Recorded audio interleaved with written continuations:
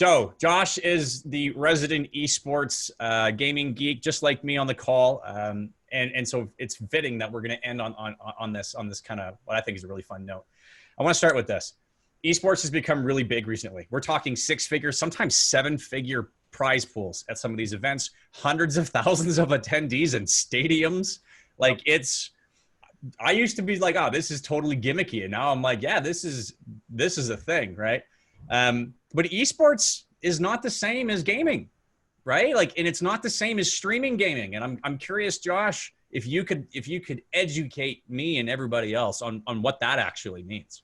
Yeah, I think one of the big misconceptions about esports is that we're just, sitting and playing games, but there is a difference between what, colloquially we call esports, competitive, multiplayer, highly optimized games versus, your super large single player, highly immersive, in-depth single player experiences. So, it's two sides of the same coin. You're still playing a game, but the requirements on the hardware are vastly different because, when you talk about esports, a lot of the times they're really optimized for, lower end tech, and I'll say that in quotations, because you still do need, a good PC to run, the esports titles out there.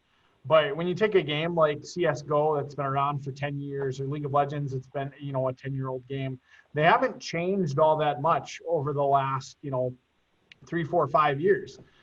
There's a joke among the esports world that you can play League of Legends on a toaster.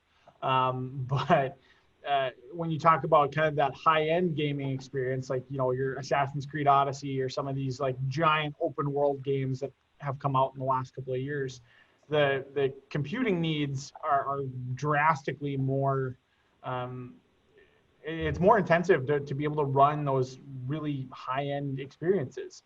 And then you talk about streaming, you add another element on top of that.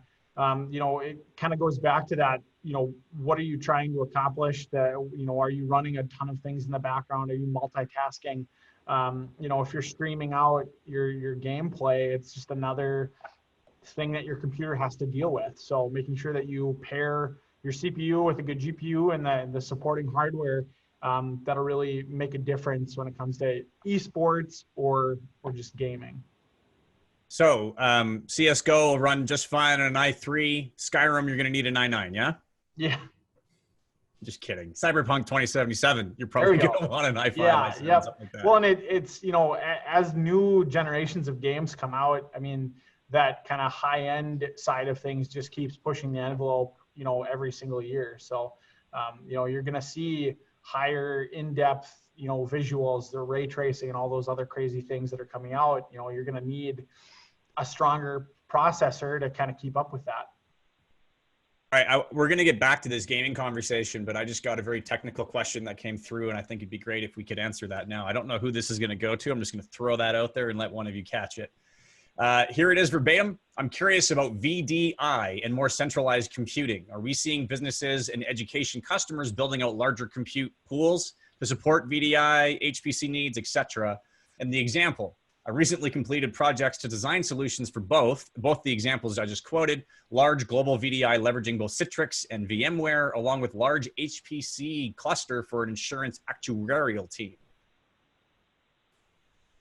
All right. So I'll take part of that, and then Kevin can probably add into what I say. But so VDI can be very good and a very powerful thing. It gives you a unified management solution that you can manage a bunch of devices from one place, right? So that's the beauty of VDI. In education, I see VDI being used primarily toward something like an Amazon Web Services, where AppStream 2.0 can give you the capability to run CAD on a Chromebook, on a one-to-one device, no matter what that one-to-one device is at a student home.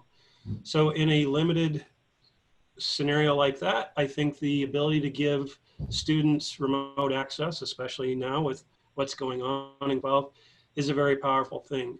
But I think VDI in education, at least, is probably better left to something like Amazon Web Services, as opposed to trying to develop your own internal VDI if that's your only purpose. I think if you have a large virtual environment already that you can strap on VDI as an add-on component, that's a way to go. But from the ground up, if you're just looking at VDI over desktops, it's going to be way more expensive. Yes, Cameron. You're muted, Cameron. I couldn't. What's VDI?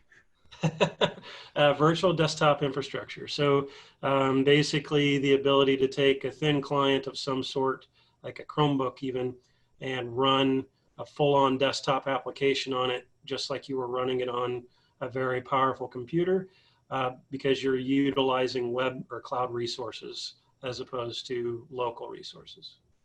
All right. Anybody else want to, Kevin, you want to add to that answer? I would agree with everything. I think that the biggest thing we're seeing, and it's already happening, is everything, you used to have to, build up your beefy server locally, but a lot of that stuff's starting to migrate towards the cloud almost exclusively. So instead of having your VDI network, if you will, locally, all that's either in Azure or Amazon Web Services now. And it's not, there's a pretty hefty cost to it. In short, you got to buy the hardware, plus you're likely paying for some licensing, and then if it is in the cloud, there's the compute resources that you're paying for as well. So it's not always that cut and dry, and it's kind of can be a little bit messy. Yeah, the video cards alone are very expensive, and then you have to pay a licensing fee for the video card to use it every year. And then you have to pay, usually depending on the type of thin client you get, you have to pay a licensing fee to be able to upgrade the thin client as well. So there are many, many costs associated with that beautiful unified management capability. And back to games. So I mean, I'm a major geek, and that series of questions was like way over me. Let's I'm gonna lob a softball at you, Josh, because I need a little mental, I need some room here. Lightning round, okay? Just you and me, bud. All right. Best Intel processor choice for esports. If you're on a really tight budget, i3. If you've got kind of a little bit more cash, i5 is going to be perfect for you. And what if I intend to stream those games? You're going to want to do more of the i7 realm. And what if I want to play Cyberpunk 2077 at 4K resolution? You go get that i9 and enjoy it. Yes. Can't wait. I'm going to see this whole thing's recorded. I'm going to send that clip to my wife and say, this is why you have a potato. All right. So let's get back to this. Let's talk. I want to just kind of put this to bed here. When we look at what influences gaming esports performance the most from a processor point of view, is it cores? Is it clock? Is it cache? Is it socket? What is it that I need to be looking at as my measure of performance? Sure. And it kind of, one thing to keep in mind again is that the esports titles, and we're talking a very small segment of the gaming space, they're super well optimized. So really, if you're looking at, where you're a school or a college or somebody that's trying to get into esports, if you just kind of look at the I part of this whole conversation, you're going to be pretty safe, because all of those chipsets still are, like Kevin mentioned, they're all really, powerful, and they have the support behind them to run the esports titles. And then as long as you pair it with a good GPU and have enough RAM and kind of make sure that your peripheral tech is where it should be, if you just kind of hone in on that i3, 5, 7, 9 conversation, you should be definitely more than fine. So it really just comes down to make sure you just look at the I that matters most to you and go ahead and feel good about the I you buy. Yeah. Yep. Exactly. All right. I just felt like alliterating. I'm not going to lie. Although there is a question that came to my mind when you were talking about this. It's actually related to a question that one of the attendees asked us earlier, which is, what's the life cycle for these machines look like? Is this a thing where you go crazy hardcore up front and then you roll with that for years? Or what's the best way to look at that, Josh? Sure.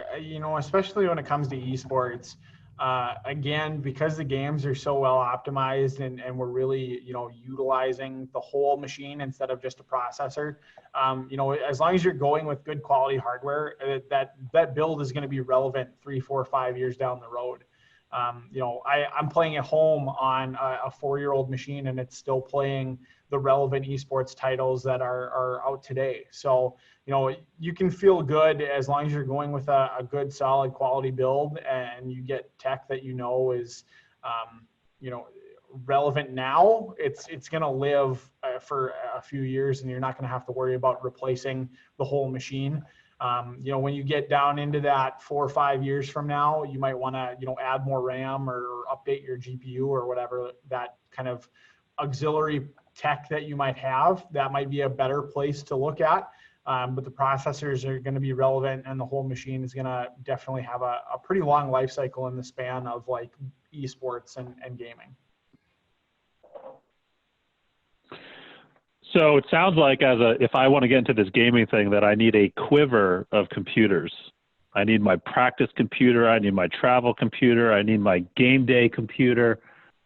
I see where you guys are going with this, but that's all we had today. I wanted to make sure we wrap this up in time. Good thing we got those questions answered throughout this call. I really appreciate Intel for sponsoring today's conversation. Thank you, Bytespeed, and everyone at Bytespeed that participated in this, specifically Robert, Josh, and Kevin. Obviously, always good to catch up.